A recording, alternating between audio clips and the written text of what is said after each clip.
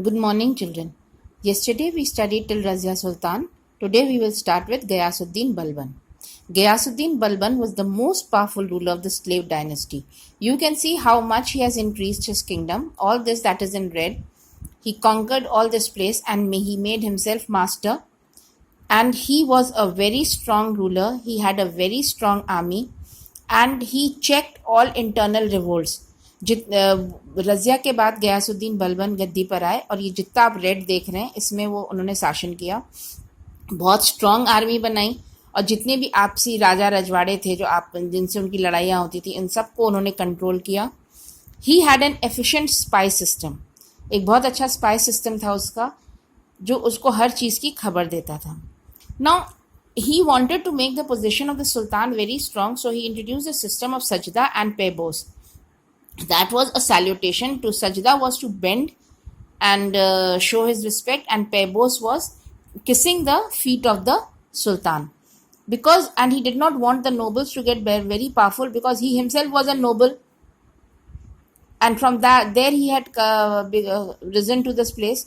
So he did not want the same thing to happen. So he had a very strict code of conduct for all his people.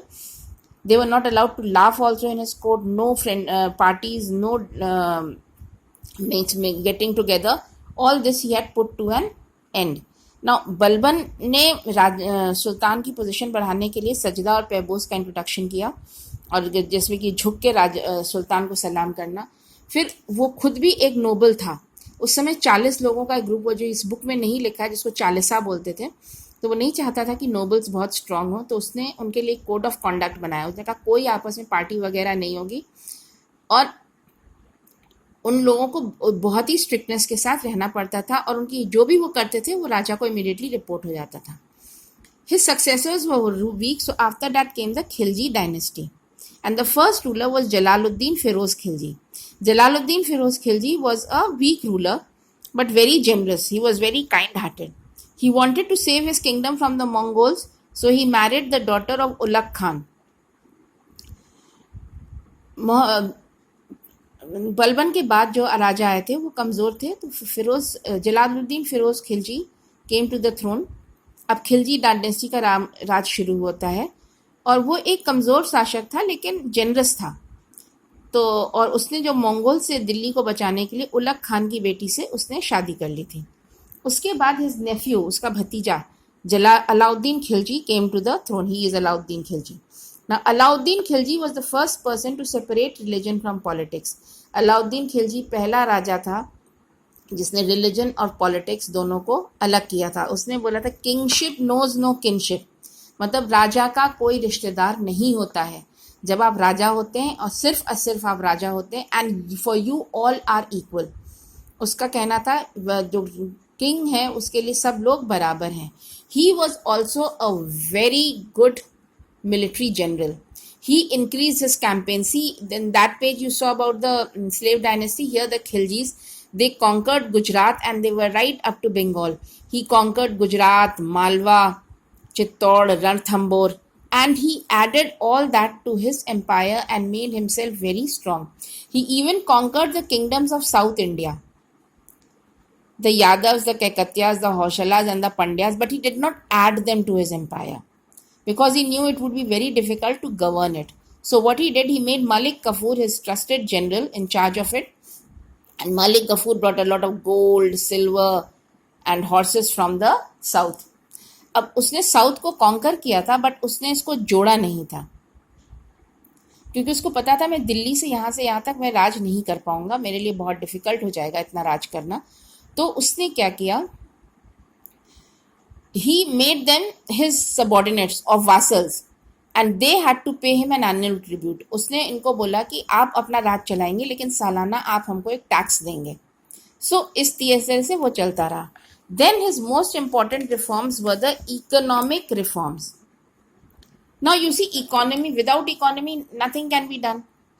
A country needs taxes. So he introduced Diwan-e-Mushte Kharaj. It was a department to collect the tax. It was a new department. Now, first of all, what he did, he brought order over here. He got all the land measured and divided into categories of fertility like Usar, Banjar and all. सबसे पहले उसने ये department बनाया दीवान मुस्तकर खरज, और उसने सारा land major करवाया, तो सारी ज़मीन मेजर करवाई, और उस हिसाब से कि कौन कितनी ज़मीन है, कैसी ऊसर है, बंजर है, कैसी। फिर उसने ये खरज एक टैक्स लगाया फर्टिलिटी के हिसाब से, like the Ganga Jamuna Doab, here he increase the tax. Why? Because this was a very fertile area and the produce was always more. So he ensured that these people paid more tax than the others. Then he wanted to prevent all corruption. वो सारे corruption को दूर करना चाहता था। तो उसके लिए क्या किया? He started monitoring the market. Nobody could charge extra, and even weights and measures were all monitored, and anybody who resorted to any unfair means was severely punished. जो कोई भी कुछ गलत काम करता था, वेट्स हैं, मेजर्स हैं, कीमतें हैं चीज़ों की, सब कुछ को मॉनिटर करता था, और जो भी कुछ गलत करता था उसको पनिश होता था। जैसे आजकल डिपार्टमेंट्स हैं ना जो वेट और मेजर वगैरह चेक करते हैं। Then he fix the prices of all essential commodities, जितनी भी रोजमर्रा की चीजें हैं उन सब का उसने दाम फिक्स कर दिया, so that the soldiers who were getting a salary and the common people did not have any difficulty. So that the soldiers who were in the army and the common people, जो आम आदमी थे, उनको कोई दिक्कत नहीं होगी रोजमर्रा की चीजों को खरीदने के लिए। Is that clear? So this also helped in getting a lot of tax. Then he had separate markets for food, grain, cloth, horse, fruits, etc.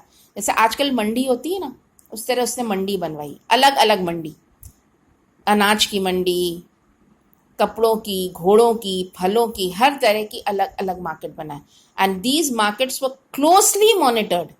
In markets को बहुत अच्छे से मॉनिटर करता था कि वो कोई भी वहां ज्यादा दाम या ज्यादा कीमत न ले। They were only supposed to take the price that was fixed by the government.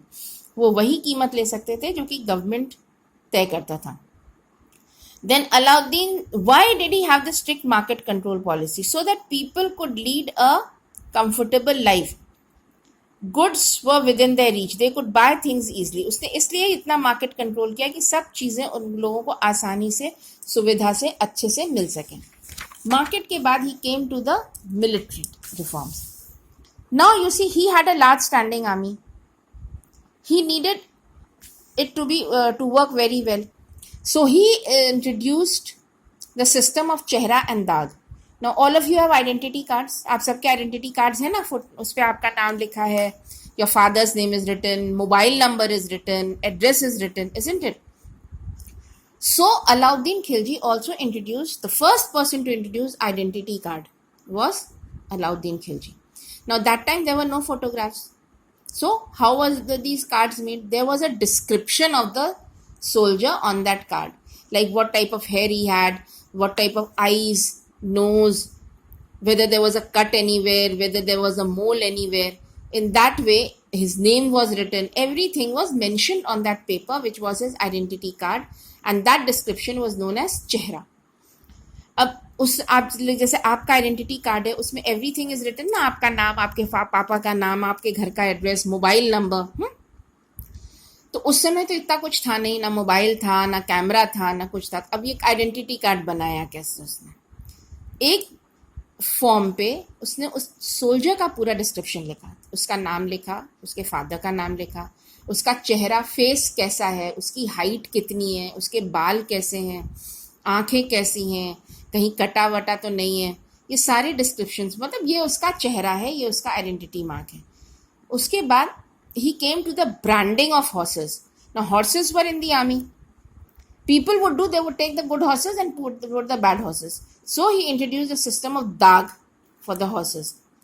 They were categorized, their height, weight, everything was measured, and it was all put in that mark. So in that way he prevented that. Now at that time soldiers were given land. Soldiers were given land, जिसको इक्ता बोलते थे, और उस जमीन, whatever profit they got, that was their salary. He stopped everything. He said all land is government land. उसने सारी जमीनें ले ली और बोली सारी जमीन सरकार की है. And he gave the soldiers cash. वो सोल्जर्स को एक सैलरी देने लगा, कैश सैलरी, और जिससे कि they could look after their family, and he had already fixed the prices of everything. Prices सारी पहले ही fix हो गई थी. So in that way, he tried to make life a bit simple and easy. Then he had an efficient spy system, जासूस जिसको बोलते हैं, who kept him well informed about everything that was happening in the kingdom. Later on, all his policies were followed by Shershah Suri. He modified them, and Akbar also followed them. So आज हम लोग यही ख़त्म करते हैं उसकी policies Alauddin Khilji की, जो आगे चलकर भी बहुत काम आई. शेरशाह ने फॉलो किया, अकबर ने फॉलो किया, और he was the last ruler. उसके बाद खुसरू बैठे थे, Khusru, but he was defeated by Ghiyasuddin Tughlaq. और कल हम लोग तुगलक डायनेस्टी के बारे में पढ़ेंगे. Thank you.